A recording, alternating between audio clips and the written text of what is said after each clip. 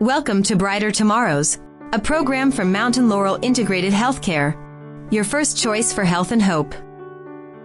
Welcome once again to the program and Happy New Year. Before we get started, I wanted to remind you that today's show is the second episode of a three-part interview we did with Mountain Laurel Integrated Healthcare's CEO, Donna Cooke. I hope you enjoy.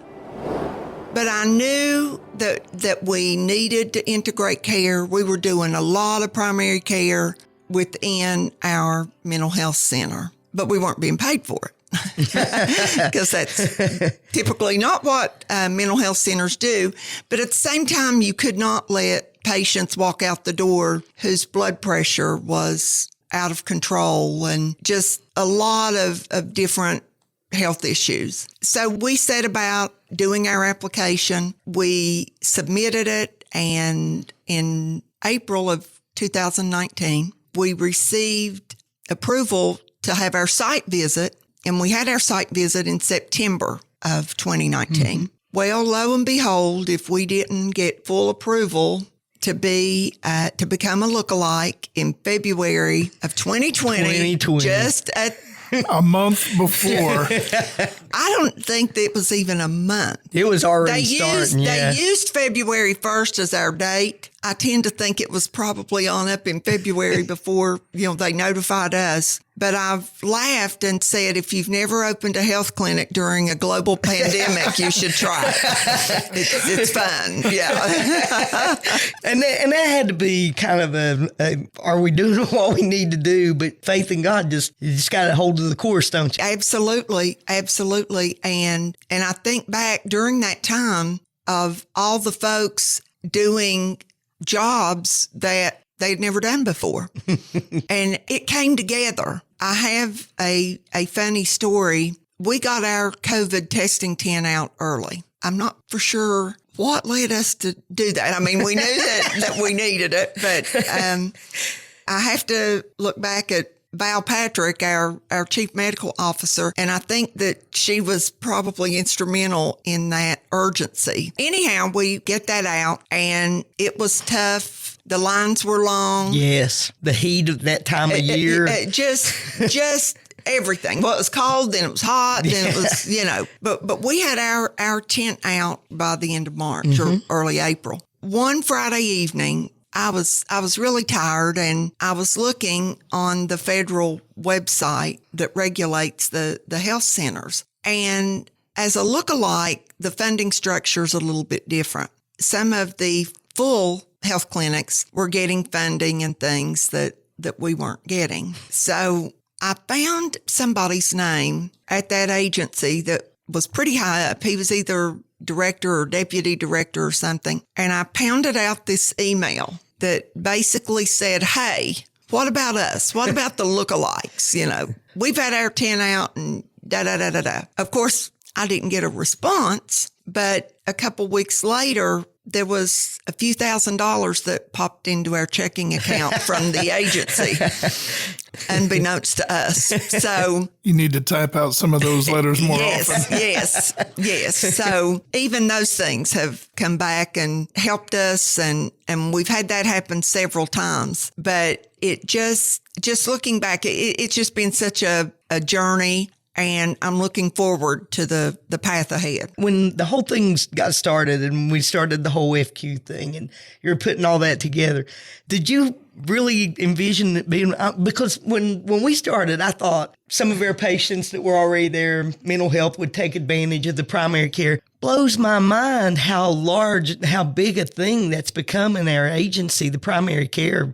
People coming just from everywhere. Yeah.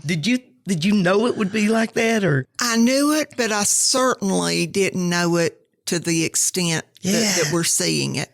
And I tell you what I base that on. When you look at healthcare in general and the mission of a federal health center is to bring healthcare, quality healthcare, to the areas that are medically underserved. That's typically a lot of rural areas, urban too, but getting the healthcare out to the people that need it, that geographically, it's difficult transportation's difficult, a lot of different things. You fast forward to today, and I remember a time, not only in West Virginia, but other states, when you had a lot of kids going to medical school and graduating and coming home and going into a private practice or going into a group where there were some established physicians. And if you look around, we don't have that. So as our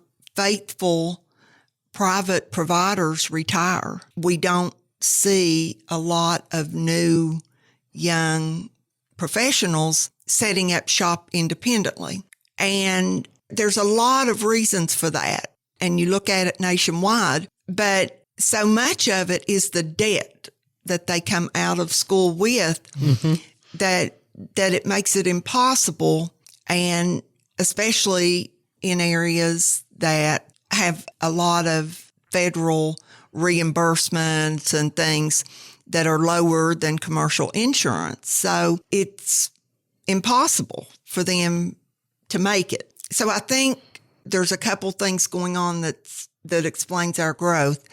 One is we're just another option for a choice, giving folks another choice, but also just the service and the things that we do. I remember the very first vaccine clinic that we had during COVID. And at the time, it was for those that were age 80 and older.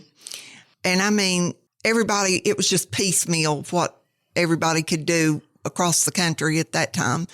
But we had our first clinic and we got 100 vaccinations, and all the staff everybody that was working was there. We really went above and beyond to get those folks in. We helped, get them out of the car, get them into wheelchairs, bring them in.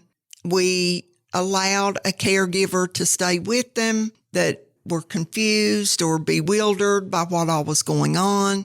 It was an exhausting day, but it was a very worthwhile day. It was. Very, very gratifying to know that we had helped with our most vulnerable patients. But the feedback that we got was incredible. Yeah. Just incredible. I had so many people, sending me messages on Facebook and things that I didn't know, but they thanked us. They thanked us for being so careful with their mom, their dad, their grandparent. Some of them that lived out of state and they got good feedback about everything. And that, to me, set the tone for the way we were supposed to proceed right there. That left a lasting impression on me. I mean, that was a time when people were so scared. Oh, yeah. Everything was new. People were so scared. And some of our patients were coming in and crying and thanking us. Yes. They were just so thankful for the opportunity to get it because they and didn't crying know. out of fear as well. Absolutely. Yeah. I can tell you from somebody that was on the outside looking in, and you guys were leading in the pandemic. You guys were leading in everything. And it's like the communities were looking to you guys. They were not looking anywhere else. You took the steps first, and, you were talking about the tent when the tent came out early. And you guys were doing the things. You took the bull by the horns. And there's no doubt in my mind that as part of the community, we looked at you guys as you were the ones who were in control of this, and that was something that we needed. We needed somebody, we needed an agency that was going to take control and say, look, you're our people. We're going to take care of you. Come. Well, thank you. I'm very pleased to hear that. Of course, we couldn't do it without our health departments, both of them, Mingo County and Logan County. Coalfield Health, Kristen Dial, I'm telling you, she and her staff, they're great. Southern West Virginia Health Systems, we're all in this federally qualified health center world. But Kristen and Coalfield, they're the only other lookalike in the state. So it's the two lookalikes in the state are in Logan County. The only two. The only two. Yes. Wow. Yes. So I have to give them all a big shout out, and just the county and all of our officials there. I mean, as it rolled out, we were supported in so many ways. So it's what you were talking about earlier with the partnerships and there being enough work for everybody, but everybody coming together for the good of the community. Yes. You know, I remember just at the beginning of that, people were calling and getting on lists for vaccines. And so you would call everywhere that you knew was giving it and get on their list. And one of the big challenges when we came together to do vaccinations as a community was just not duplicating the names on those lists, because everybody was on every list, and I definitely can see why. But that was a challenge in and of itself. You think of a handwritten list with 2,000 names on it, and, you know, we're going through it, and I'm seeing if you've got it. And so that goes back to electronic data.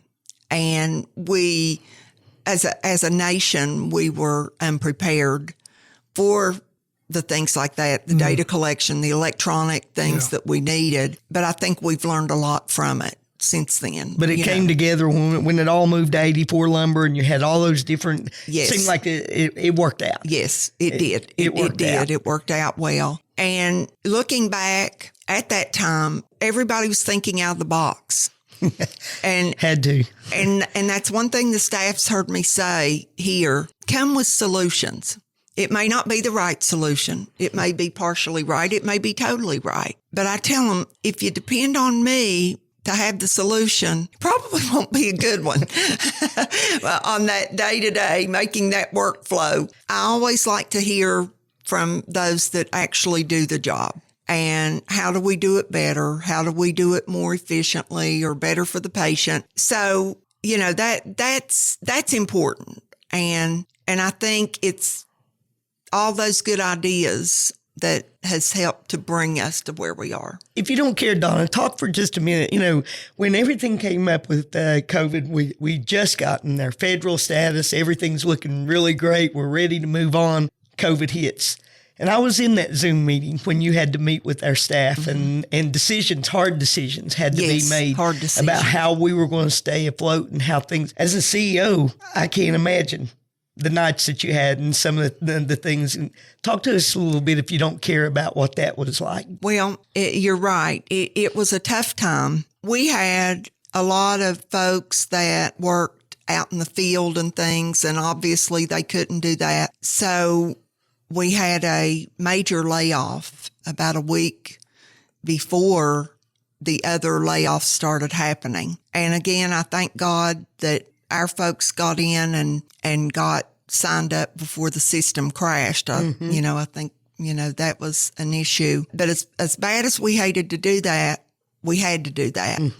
And that, of course, meant that folks that were working had to do multiple duties and things that weren't actually in their comfort zone, but you know, they jumped in with both feet. But it was a challenging time because we were still in the process of getting established as a clinic from a billing perspective and everything. That took months because it had to be done at the federal level first and then the state level, and folks were working from home and telephone systems weren't always conducive to that. And everybody figuring Zoom out. Yes. I mean, it was just so much going on at the time. But I look back at that, and again, we got through it supernaturally. Yeah, we did. And it all worked out. But looking at it, and I think of what I didn't know then that I know now, and that gives me, you know, I shudder to think about that sometimes.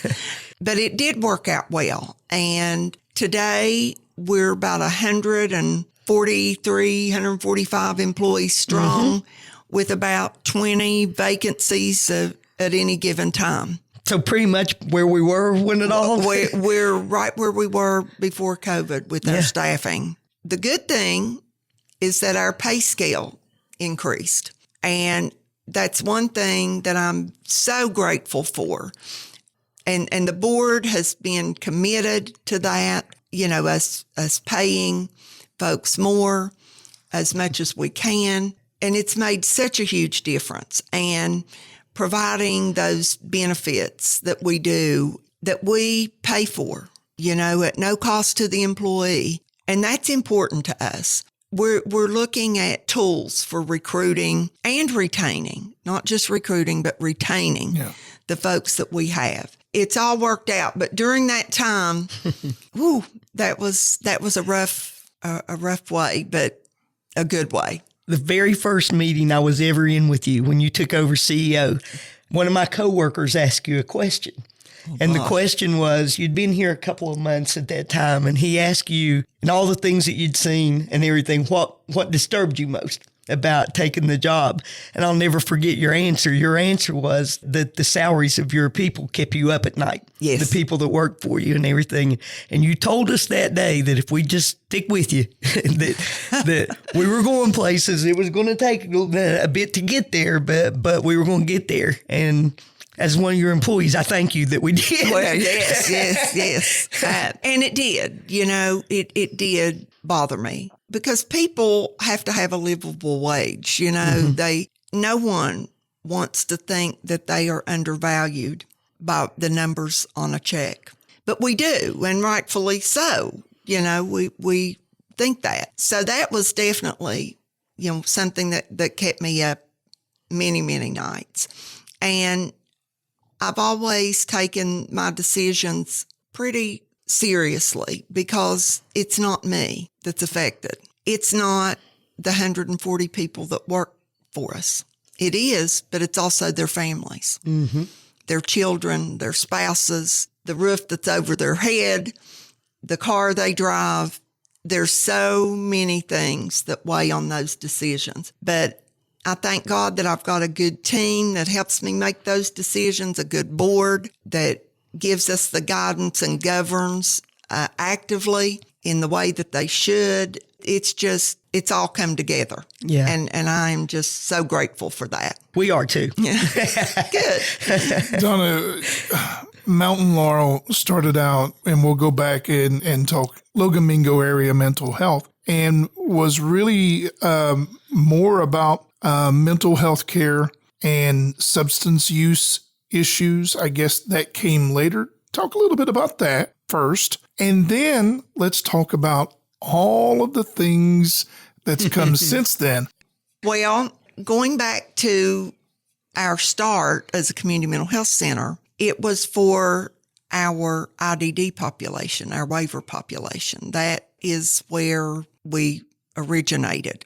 And that goes back to President Kennedy and the Community Mental Health Act of 1963. And the president had a sister, Rosemary, who suffered from an intellectual delay, but their father, at the time, they were starting to do lobotomies and things like that, and a lobotomy was done on her, and it really just was so detrimental to her. Mm-hmm.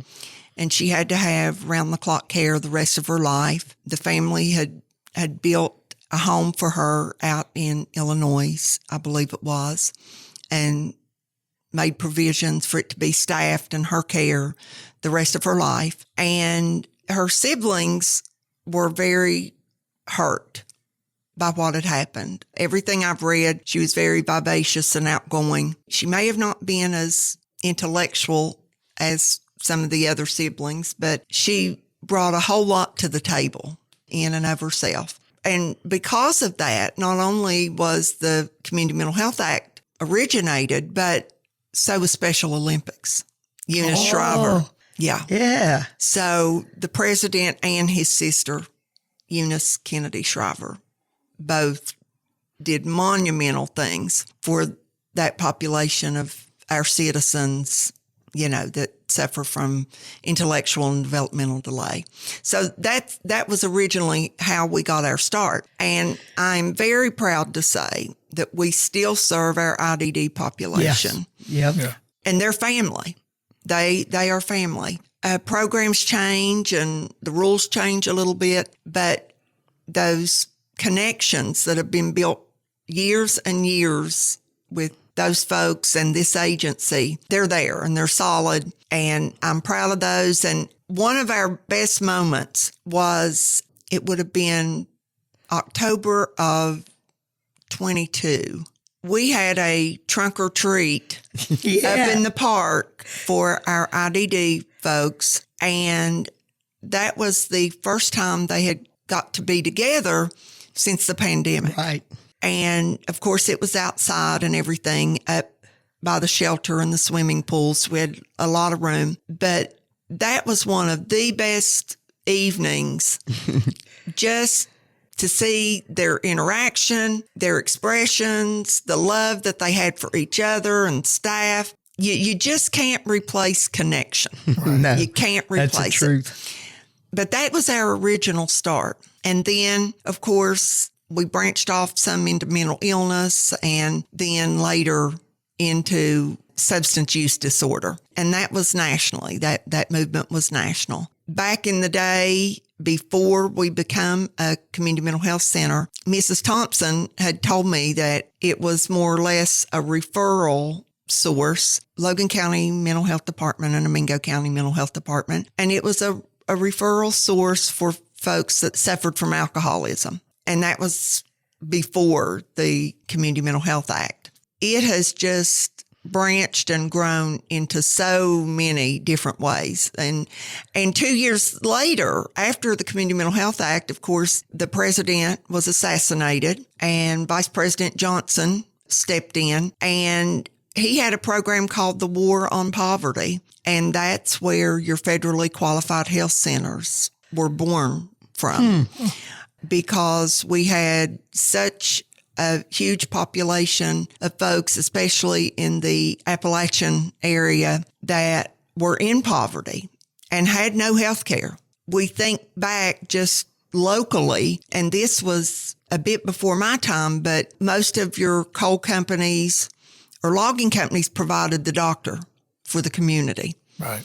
So as that industry changed, people were left without health care.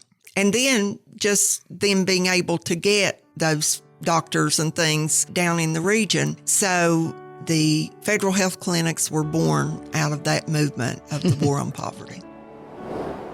Well, that's all the time we have for today's program. The second episode of a 3-part interview we did with Mountain Laurel Integrated Healthcare's CEO, Donna Cooke. Be sure to tune in Tuesday, January the 23rd at the same time for the final episode of this series. In the meantime, stay where you are. We'll be back to wrap things up right after this. The Assertive Community Treatment Program is an inclusive array of community-based mental health services at Mountain Laurel Integrated Healthcare. Hi, I'm Haley Newsom, licensed professional counselor and program manager of the Assertive Community Treatment Team. We're an intensive outpatient program that has a team of behavioral health professionals that help work with you to achieve your goals. Call 304-792-7130. Mountain Laurel Integrated Healthcare, where change begins. I'm Patrick Duty, pharmacist with Mountain Laurel Integrated Healthcare. We are excited to now offer enhanced services through our brand new in-house pharmacy. We don't just fill your prescriptions, we also offer comprehensive medication management, immunizations, eligibility assistance, benefits counseling, as well as close communication with you and your medical providers. Call 304-792-7130, extension 1070. Mountain Laurel Integrated Healthcare,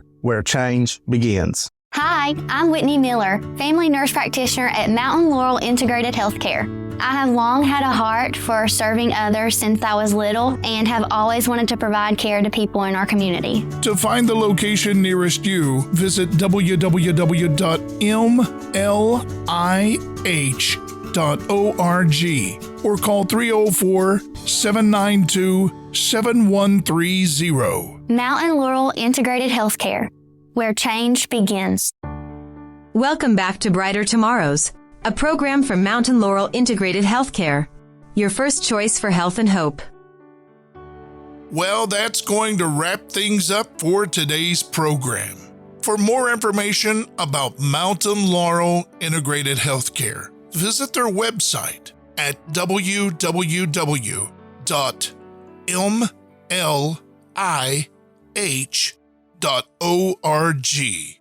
Thanks for listening.